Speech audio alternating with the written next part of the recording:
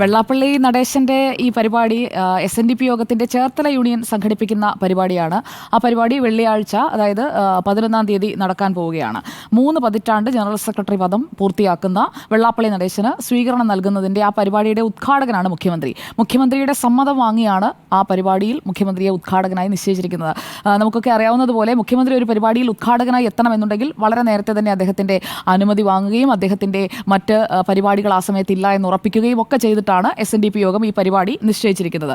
അപ്പോൾ ഏപ്രിൽ 11-ാം തീയതി വെള്ളിയാഴ്ച വൈകിട്ട് 4 മണിക്ക് ചേർത്തല ബോയ്സ് ഹൈസ്കൂളിൻ്റെ മുറ്റത്ത് നടക്കുന്ന ഈ പരിപാടിയിൽ മുഖ്യമന്ത്രി പിണറായി വിജയൻ വരുമോ, വരാതിരിക്കണോ, അതോ പോകാൻ പാടില്ലേ? ഇതാണല്ലോ ഇപ്പോൾ ഇവിടുത്തെ ചോദ്യം. ഇവിടെ മുഖ്യമന്ത്രിയുടെ പേര് ഉദ്ഘാടനത്തിൽ വെച്ചിട്ടുണ്ടെങ്കിൽ അദ്ദേഹം അതിൽ പങ്കെടുക്കും എന്ന് തന്നെയാണ് എൻ്റെ ബോധ്യം. അതിൽ അദ്ദേഹം പങ്കെടുക്കാതിരിക്കേണ്ട ഒരു സാഹചര്യമുള്ളതായി പിണറായി വിജയന് തോന്നിയിട്ടുണ്ടെങ്കിൽ ഇതിനകം തന്നെ ഈ പരാമർശങ്ങൾ ഇത്രത്തോളം ചർച്ചയായ ഒരു സാഹചര്യമാണ്. അതിൽ ഒരു ഭാഗത്ത് മുസ്ലിം ന്യൂനപക്ഷം നിൽക്കുന്നു. അപ്പോൾ ന്യൂനപക്ഷത്തോടുള്ള സ്നേഹം മുഖ്യമന്ത്രിക്ക് കാട്ടണം. അതുപോലെ തന്നെ വെള്ളാപ്പള്ളി നടേശനെ വെറുപ്പിക്കാനും പറ്റില്ല. ഇതിനിടയിൽ നിന്ന് ഒരു സ്റ്റേറ്റ്മെന്റ് നടത്താതെ മുഖ്യമന്ത്രി മൗനം തുടരുന്നു എന്നതാണ് ഈ ഒരു ഘട്ടത്തിൽ നമ്മൾ മനസ്സിലാക്കേണ്ട കാര്യം. മുഖ്യമന്ത്രിക്ക് ഒപ്പം പി പ്രസാദും പി രാജീവും VN വാസവനും സജി ചെറിയാനും 4 മന്ത്രിമാർ കൂടി പങ്കെടുക്കുന്നുണ്ട്. ആ മന്ത്രിമാരും ഈ പരിപാടിയിൽ പങ്കെടുക്കും. ആരും വിട്ടു നിൽക്കില്ല. ആ പരിപാടി നിശ്ചയിച്ച രീതിയിൽ തന്നെ 11-ാം തീയതി വൈകുന്നേരം 4 മണിക്ക് SNDP യോഗമായി ആ പരിപാടി മാറ്റിയില്ല എങ്കിൽ ആ പരിപാടി നടക്കുകയും മുഖ്യമന്ത്രിയും മന്ത്രിമാരും പങ്കെടുക്കുകയും ചെയ്യുന്നതായിരിക്കും നമ്മൾ കാണുക. അപ്പോൾ മലപ്പുറത്തെക്കുറിച്ച് വെള്ളാപ്പള്ളി പറഞ്ഞതിന് മുസ്ലിങ്ങൾക്കൊപ്പമാണ്, മുസ്ലിം വിരോധം അല്ലെങ്കിൽ അങ്ങനെയുള്ള മതസ്പർദ്ധയുണ്ടാക്കുന്ന സ്റ്റേറ്റ്മെന്റ്സ് നടത്തുന്ന ആർക്കെതിരെയും വിട്ടുവീഴ്ചയില്ലാത്ത നടപടി ഉണ്ടാകും എന്ന് പ്രഖ്യാപിക്കുന്ന CPIM-ന് എന്ത് പറ്റി?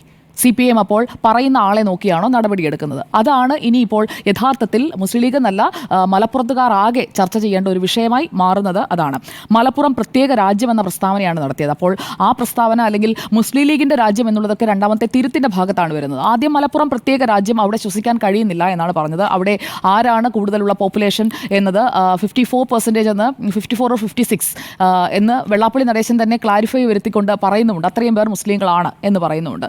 അപ്പോൾ അത്രയും മുസ്ലിങ്ങളോട് മുഖ്യമന്ത്രി പിണറായി വിജയന് പറയാനുള്ള മറുപടി എന്താണ് എന്നത് നമ്മൾ കാത്തിരിക്കുകയാണ്. 5-ാം തീയതിയാണ് ഈ സ്റ്റേറ്റ്മെന്റ് നടത്തിയത്. ഇന്നിപ്പോൾ 7-ാം തീയതിയായി, 2ാമത്തെ ദിവസമാണ്. 48 മണിക്കൂറാകുന്നു ആ പ്രസ്താവന വന്നിട്ട്. ഇതിനകം തന്നെ ഒരു സൗണ്ട് ബൈറ്റ് വേണ്ട, ഒരു വാർത്താക്കുറിപ്പെങ്കിലും മുഖ്യമന്ത്രിക്ക് ഇറക്കാം. ഇങ്ങനെയുള്ള പ്രസ്താവനകളിൽ നിന്ന് നേതാക്കൾ അകലം പാലിക്കണം, ഇങ്ങനെയുള്ള പ്രസ്താവനകൾ നാടിന് ഭൂഷണമല്ല, അങ്ങനെയൊക്കെയാണല്ലോ അദ്ദേഹത്തിൻ്റെ ഒരു ശൈലി. ആ ഒരു ശൈലിയിലുള്ള ഒരു വരി പോലും നമ്മൾ കണ്ടില്ലല്ലോ. അപ്പോൾ അങ്ങനെയുള്ള മുഖ്യമന്ത്രി ഈ പരിപാടിയിൽ പങ്കെടുക്കില്ല അല്ലെങ്കിൽ പങ്കെടുക്കരുത് എന്നൊക്കെ നമ്മൾ പറഞ്ഞിട്ടൊന്നും ഒരു കാര്യമില്ല. മുഖ്യമന്ത്രി അതിൽ പോകാൻ തീരുമാനിച്ചിട്ടുണ്ടെങ്കിൽ മുഖ്യമന്ത്രി പിണറായി വിജയൻ ആ പരിപാടിയിൽ പോകും. അതല്ല, ഇനിയിപ്പോൾ വെള്ളാപ്പള്ളി നടേശന് മുഖ്യമന്ത്രി കൂടെ തീരുമാനിച്ചിട്ട് ആ പരിപാടിയിൽ ഭേദഗതി വരുത്തിയാൽ മാത്രമേ മുഖ്യമന്ത്രി അതിൽ പോകാതെ ഇരിക്കുകയുള്ളൂ എന്നതാണ്. ഇവിടെ RJDയുടെ സംസ്ഥാന സെക്രട്ടറി ജനറൽ വർഗീസ് ജോർജ്, അതോടൊപ്പം INL ഘടകകക്ഷികളാണല്ലോ. അവരൊക്കെ പറയുന്ന സ്റ്റേറ്റ്മെന്റ്സ് എന്താണ് എന്നതും നമ്മൾ കണ്ടതല്ലേ. CPI പറഞ്ഞു മുസ്ലിം സമുദായത്തെ ഒറ്റപ്പെടുത്തുന്ന പ്രസ്താവനയാണ്, മത സാമുദായിക നേതാക്കൾ ഇത്തരം പ്രസ്താവനകളിൽ നിന്ന് മാറി നിൽക്കണം എന്ന് വർഗീസ് ജോർജ് കൃത്യമായിട്ട് പറയുകയാണ്. CPI പറയുന്നത് പിന്നെ ബിനോയ് വിശ്വം പറഞ്ഞാലും അത് അവിടെ നിൽക്കുകയാണല്ലോ ഇപ്പോൾ കുറെ കാലമായി. അതെ, ബിനോയ് വിശ്വം ആ സ്റ്റേറ്റ്മെന്റ് നടത്തുകയും ഇവിടെ പി പ്രസാദിന്റെ പേര്, ആ ചിത്രം അവിടെ നിൽക്കുകയും ചെയ്യുന്നു. അപ്പോൾ ബിനോയ് വിശ്വം പല വിഷയങ്ങളിലും, ഇപ്പോൾ 2-3 വിഷയങ്ങളായി നമ്മൾ കാണുന്നത് ബിനോയ് വിശ്വം കൃത്യമായ ഒരു ഇടത് സ്റ്റാൻഡ് എടുക്കുകയും എന്നാൽ അതിന് വേണ്ട രീതിയിൽ ഒരു എൻഡോഴ്സ്മെന്റ് CPIM-ൽ നിന്ന് കിട്ടാതിരിക്കുകയും ചെയ്യുന്ന ഒരു സാഹചര്യം നമ്മൾ കണ്ടുകൊണ്ടിരിക്കുകയാണ്. നേരത്തെ ഉണ്ടായിരുന്നത് പോലെയല്ല. മുന്നണി രാഷ്ട്രീയത്തിൽ എന്തുകൊണ്ടാണ് അങ്ങനെ സംഭവിക്കുന്നത്? ഇങ്ങനെ തുറന്നെതിർക്കുന്ന ബിനോയ് വിശ്വത്തെയും ഇപ്പുറത്ത് പറഞ്ഞു എന്ന് വരുത്തുന്ന CPIM-നെയും നമ്മൾ കാണുന്നതും അതും കേരള രാഷ്ട്രീയത്തിൽ നമ്മൾ കണ്ടുകൊണ്ടിരിക്കുന്ന ഒരു കാര്യമാണ്. INL പറഞ്ഞ സ്റ്റേറ്റ്മെന്റ് ഈ നവോത്ഥാന സംരക്ഷണ സമിതി ചെയർമാൻ സ്ഥാനത്ത് നിന്ന് വെള്ളാപ്പള്ളി നടേശനെ മാറ്റണമെന്നാണ്. ഡയറക്റ്റാണ്. അവരാണ് ഈ CPI-യും RJDയും പറഞ്ഞതിനേക്കാൾ INL ആണ് ഡയറക്റ്റായി പറഞ്ഞത്. കാരണം അവർക്ക് അത് കോൺസിക്വൻസസ് ഉണ്ടാക്കും. ആ രീതിയിൽ പ്രതികരിച്ചില്ലെങ്കിൽ അവർക്ക് കോൺസിക്വൻസസ് ഉണ്ടാകുമെന്ന് അറിഞ്ഞുകൊണ്ടാണ് INL-ന്റെ ആ സ്റ്റേറ്റ്മെന്റ് വരുന്നത്. ഇവിടെ വെള്ളാപ്പള്ളി നടേശൻ പറഞ്ഞ കാര്യങ്ങളിൽ പരിശോധിക്കപ്പെടേണ്ട അല്ലെങ്കിൽ മുഖ്യമന്ത്രിക്ക് ഇടപെടാൻ കഴിയുന്ന കുറേ കാര്യങ്ങളുണ്ട്. വിദ്യാഭ്യാസ സ്ഥാപനങ്ങൾ അനുവദിക്കുന്നതിൽ പക്ഷപാതം ഉണ്ടായിട്ടുണ്ടോ, അങ്ങനെയുള്ള ഒരു വിവേചനം ഉണ്ടായിട്ടുണ്ട് എന്നതാണല്ലോ വെള്ളാപ്പള്ളി നടേശൻ തിരുത്തിനൊപ്പം അദ്ദേഹത്തിന്റെ 5-ാം തീയതി നടത്തിയ പ്രസംഗത്തിൽ നിന്നും തിരുത്തായി അദ്ദേഹം ഉൾപ്പെടുത്തുന്നത്. പക്ഷപാതം ഉണ്ടായിരിക്കുന്നു, കുറേ ആളുകൾക്ക് മാത്രം അനുവദിക്കുന്നു. അതൊക്കെയാണ് അദ്ദേഹത്തിന്റെ ഒരു ആശങ്കയും അദ്ദേഹത്തിന്റെ ഒരു വിഷമവുമായി ആ 2ാമത്തെ തിരുത്തിൽ നിന്ന് എനിക്ക് മനസ്സിലാക്കാൻ കഴിഞ്ഞത്. ഈ പ്രസംഗം നടത്തിയിട്ട് 48 മണിക്കൂർ ഞാൻ എടുത്തു പറയാൻ കാരണം, എൻ്റെ അണ്ടർസ്റ്റാൻഡിങ്ങിൽ ഒരു 10 പരാതിയെങ്കിലും പല പോലീസ് സ്റ്റേഷനിലായിട്ട് വെള്ളാപ്പള്ളി നടേശൻ്റെ ഈ പ്രസംഗത്തിനെതിരെ പോയിട്ടുണ്ട്. അതിന്മേൽ ഇപ്പോൾ നിയമോപദേശം തേടി കാത്തിരിക്കുകയാണ്. അതായത് കേസെടുക്കാൻ പറ്റുമോ, കേസെടുത്താൽ കോടതിയിൽ നിൽക്കുമോ, അങ്ങനെയുള്ള കാര്യങ്ങളൊക്കെ പരിശോധിച്ച് വരികയുള്ളൂ. അതെല്ലാം ഇങ്ങനെ പരിശോധിച്ച് വരികയാണ്. ഇവിടെ മറ്റു കാര്യങ്ങളിലൊക്കെ ഇപ്പോൾ രാജീവ് ചന്ദ്രശേഖർ നടത്തിയ വിദ്വേഷ പരാമർശത്തിൽ ഉടൻ തന്നെ കേസ് രജിസ്റ്റർ ചെയ്യാൻ ഇത്രയും നിയമോപദേശമൊന്നും വേണ്ടി വന്നില്ല. അദ്ദേഹം ഇപ്പോൾ BJPയുടെ സംസ്ഥാന അധ്യക്ഷനാണ്. രാജീവ് ചന്ദ്രശേഖറിനെതിരെ അന്ന് അദ്ദേഹം കളമശ്ശേരി ശരി, ആ സമയത്ത് അദ്ദേഹം കേന്ദ്ര സഹമന്ത്രിയാണ് അല്ലെ. കേന്ദ്ര സഹമന്ത്രിക്കെതിരെ കേസെടുക്കാനായിട്ട് ഒരു ആലോചനയുമില്ല, നിയമോപദേശം തേടേണ്ടതില്ല, കൃത്യമായി അതിൽ കേസെടുക്കുകയാണ്. എന്നാൽ ഇവിടെ 10ലേറെ പരാതികൾ ലഭിച്ചിരിക്കുന്നു. അദ്ദേഹത്തിന്റെ പ്രസംഗം പബ്ലിക് ഡൊമൈനിലുണ്ട്, അത് വിമർശന വിധേയമായിക്കൊണ്ടിരിക്കുന്നു. ആ പ്രസംഗത്തിന്റെ കണ്ടന്റ് എന്താണ് എന്നുള്ളത് മുഖ്യമന്ത്രി കേട്ടുകഴിഞ്ഞിരിക്കുന്നു. കേട്ടിട്ടുണ്ടാവും കേട്ടോ, കാരണം പാർട്ടി കോൺഗ്രസിന്റെ തിരക്കിലാണെങ്കിലും ഇപ്പോൾ ഇത്രയും ചർച്ചയായ സ്ഥിതിക്ക് അദ്ദേഹം കേട്ടിട്ടുണ്ടാകുമെന്നാണ് ഞാൻ കരുതുന്നത്.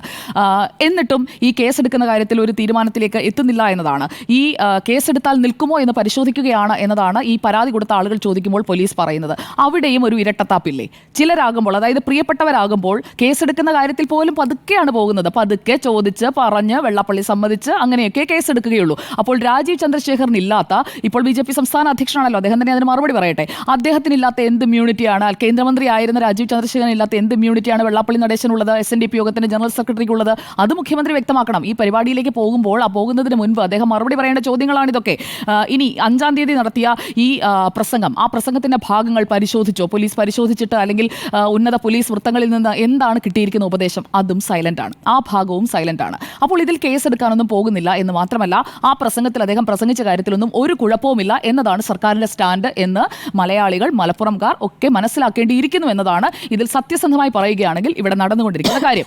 ഇനി സിറാജിന്റെ ഇന്നത്തെ മുഖപ്രസംഗം നിങ്ങളൊക്കെ ശ്രദ്ധിച്ചു കാണുമല്ലോ. സമസ്ത AP വിഭാഗത്തിന്റെ മുഖപത്രമാണല്ലോ സിറാജിന്റെ മുഖപ്രസംഗത്തിൽ ഈ മന്ത്രിമാർ ഈ സ്വീകരണത്തിൽ പങ്കെടുക്കരുത്, മുഖ്യമന്ത്രി പങ്കെടുക്കരുതെന്ന് പറഞ്ഞിട്ടില്ല കേട്ടോ, മന്ത്രിമാർ എന്നാണ് പറഞ്ഞിരിക്കുന്നത്.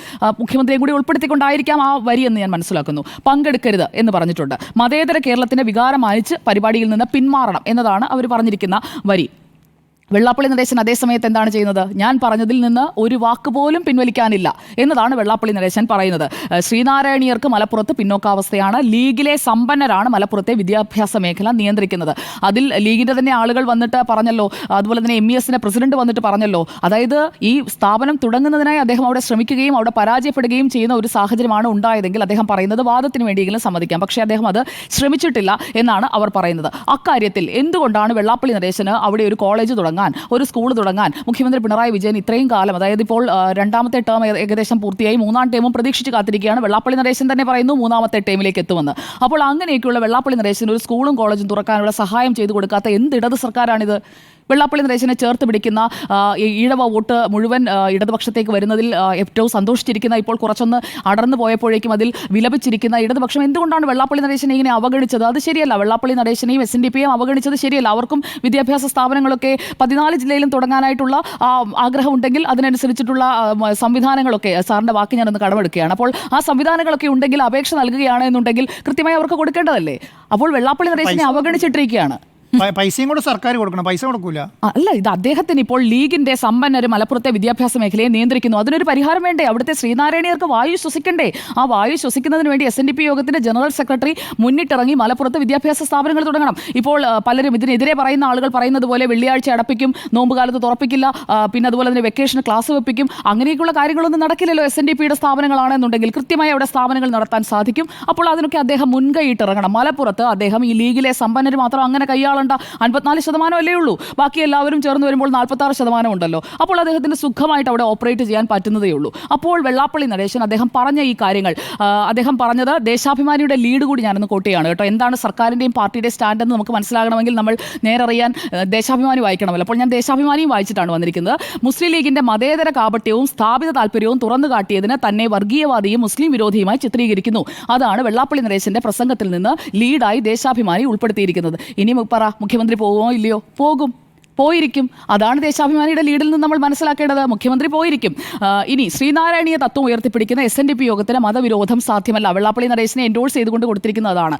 ജാതിഭേദം, മതദ്വേഷം ഏതുമില്ലാതെ സർവരും സോദരത്വേന വാഴുന്ന മാതൃകാ സ്ഥാനമാണെന്ന് വിശ്വസിക്കുന്ന SNDP യോഗം ജനറൽ സെക്രട്ടറിയാണ് വെള്ളാപ്പള്ളി നടേശൻ എന്നതാണ് ദേശാഭിമാനിയിലൂടെ CPI പറഞ്ഞു വെക്കുന്നത്. ഇല്ല, ശ്വാസമൊന്നും മുട്ടിയിട്ടില്ല. ഇതാണ് ലീഡ്. ദേശാഭിമാനി വാർത്തയുടെ ലീഡാണ് ഞാനിപ്പോൾ കോട്ട് ചെയ്തിരിക്കുന്നത്.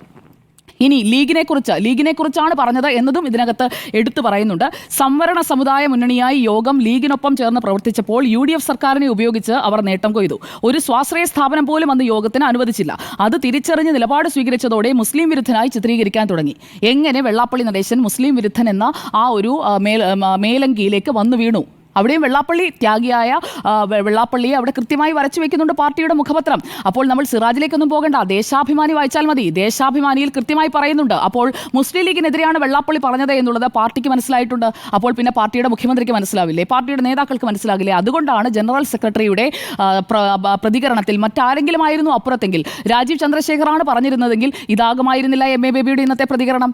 മുഖ്യമന്ത്രി പിണറായി വിജയന്റെ പ്രതികരണമോ സ്റ്റേറ്റ്മെന്റോ ഉടൻ തന്നെ വന്നേനെ. ഓർഗനൈസറിലെ ലേഖനത്തെക്കുറിച്ച് പാർട്ടി കോൺഗ്രസിൽ ഇരുന്നു കൊണ്ട് പ്രസ്താവന ഇറക്കാമെങ്കിൽ മുഖ്യമന്ത്രിക്ക് ഇതിൽ പ്രതികരിക്കാം. അദ്ദേഹം പ്രതികരിക്കാതെ വിട്ടിരിക്കുന്നു. ദേശാഭിമാനിയിലെ ലീഡ് നമ്മൾ കാണുകയാണ്. അപ്പോൾ കാന്തപുരം വിഭാഗത്തിന്റെ മുന്നറിയിപ്പൊക്കെ അവിടെ നിൽക്കത്തേ ഉള്ളൂ. വെള്ളാപ്പള്ളി നടേശന്റെ പരിപാടിയിലേക്ക് മുഖ്യമന്ത്രി പോകും എന്നുള്ളതാണോ ദേശാഭിമാനിയിലെ ഈ വാർത്തയുടെ ലീഡിൽ നിന്ന് നമ്മൾ മനസ്സിലാക്കേണ്ടത് എന്നതാണ് മലപ്പുറംകാരോടുള്ള എന്റെ ചോദ്യം. ഇനി രണ്ട് കാര്യങ്ങളാണല്ലോ, ഈഴോ വോട്ട് വേണോ കാന്തപുരം വോട്ട് വേണോ, ഇത് രണ്ടും വേണമല്ലോ, രണ്ടും കൂടി ഒന്നിച്ച് കിട്ടുമോ എന്നുള്ളതാണ് ഇപ്പോൾ നോക്കിക്കൊണ്ടിരിക്കുന്നത്. അപ്പോൾ ഒരു കൺഫ്യൂസിംഗ് സിറ്റുവേഷനാണ് മുഖ്യമന്ത്രരിയെ സംബന്ധിച്ചിടത്തോളം. ഈ 2021 നിയമസഭാ തെരഞ്ഞെടുപ്പിന്റെ കാര്യം കൂടി പറഞ്ഞ് ഞാൻ അവസാനിപ്പിക്കാം. 2021 തെരഞ്ഞെടുപ്പിൽ നമ്മൾ അന്ന് വിലയിരുത്തിയതാണ്. 67 CPIM-നും 99 കിട്ടി. LDF തുടർ ഭരണത്തിലേക്ക് വരുന്ന 2021 സാഹചര്യം. അന്ന് ഈഴവ വോട്ടുകളെല്ലാം ഇൻടാക്റ്റ് ആയിട്ട് കിട്ടി എന്നുള്ളൊരു വിലയിരുത്തലാണ് അദ്ദേഹം നിൽക്കുന്നത്. പക്ഷേ ഈ പരമ്പരാഗത വോട്ട്, സ്വാധീന മേഖല, അങ്ങനെയൊക്കെ വിശേഷിപ്പിക്കുന്ന ഈഴവ വോട്ടുകൾ 2024 ആകുമ്പോൾ കൃത്യം 3 വർഷം കഴിയുമ്പോഴേക്കും ജനസംഖ്യയുടെ 23% വരുന്ന ഈഴവ വോട്ടുകൾ ഷിഫ്റ്റ് ചെയ്യുകയാണ്. ആ ഷിഫ്റ്റിനെ മുഖ്യമന്ത്രി ഭയപ്പെടുന്നുണ്ട്. ആ ഷിഫ്റ്റ് ചെയ്ത വോട്ടുകൾ തിരിച്ചു വരണമെന്ന് പാർട്ടി തന്നെ വിലയിരുത്തിയിരിക്കുകയാണ്. അപ്പോൾ പിന്നെ മുഖ്യമന്ത്രി SNDP യൂണിയന്റെ പരിപാടിയിൽ പോകാതിരിക്കുന്നത് എങ്ങനെയാണ്? പരിപാടിയിൽ പോകുമെന്ന് മാത്രമല്ല, വെള്ളാപ്പള്ളി നടേശനെ നിങ്ങളൊന്നും ആഗ്രഹിക്കുന്നത് പോലെ ഈ നവോത്ഥാന സമിതിയൊക്കെ വെള്ളാപ്പള്ളി നടേശനും ഇരുന്ന് തന്നെ നടക്കുകയുള്ളൂ. അല്ലാന്നുണ്ടെങ്കിൽ ആ സമിതി ആകെ പിരിച്ചുവിട്ടുകൊണ്ട് മറ്റെന്തെങ്കിലും ഒരു സംവിധാനം കൊണ്ടുവരണം. അവിടെ ഹുസൈൻ മടവൂരോ പുന്നല ശ്രീകുമാറോ ഒക്കെ എന്ത് പറഞ്ഞിട്ടും കാര്യമില്ല. വെള്ളാപ്പള്ളി നടേശൻ മുഖ്യമാണ് മുഖ്യമന്ത്രി പിണറായി വിജയൻ എന്നുള്ളത് കൃത്യമായി നമ്മൾ മനസ്സിലാക്കണം. അല്ലെങ്കിൽ എന്ത് സംഭവിക്കും എന്നുള്ളത് കൂടി പറഞ്ഞ് ഞാൻ അവസാനിപ്പിക്കാം മാഡം. 2024 AM ആരിഫിന് ആലപ്പുഴയിൽ കുറഞ്ഞത് 8.76% വോട്ടാണ്. ശോഭാ സുരേന്ദ്രന് 17 നിന്ന് 28 ഉയർന്നു. ആ സിമ്പിൾ മാത്തമാറ്റിക്സ് മതി മുഖ്യമന്ത്രി പിണറായി വിജയനും പാർട്ടിയും ചേർത്തലയിലെ ഈ പരിപാടിയിൽ എടുക്കാൻ പോകുന്ന നിലപാട് എന്താണെന്ന് മനസ്സിലാക്കാൻ. അപ്പോൾ ചോർന്നു പോയത് തിരിച്ചു പിടിക്കുക എന്നത് തന്നെയാണ് മുഖ്യം.